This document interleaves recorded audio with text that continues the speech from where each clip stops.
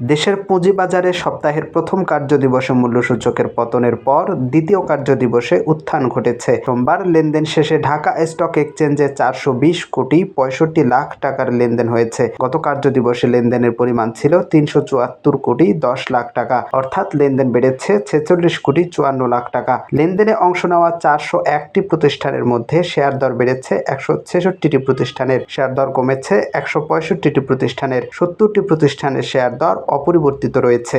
এদিন ডিএসইএক্স মূল্য সূচকে 8 পয়েন্ট বেড়ে দাঁড়িয়েছে 5174 পয়েন্ট, ডিএসইএস সূচকে 5 পয়েন্ট বেড়ে দাঁড়িয়েছে 1149 পয়েন্ট, ডিএস30 সূচকে 0.38 বেড়ে 1912 পয়েন্টে অবস্থান করছে। এদিন লেনদেনের শীর্ষে উঠে এসেছে বীজ হ্যাচারি লিমিটেড। কোম্পানিটির 9 কোটি 86 লাখ 5 হাজার টাকার শেয়ার লেনদেন হয়েছে। লেনদেনের শীর্ষ তালিকায় থাকা অন্যান্য কোম্পানিগুলোর মধ্যে রয়েছে BD Thai aluminium, Khan brothers, eastern housing limited, Orion infusion.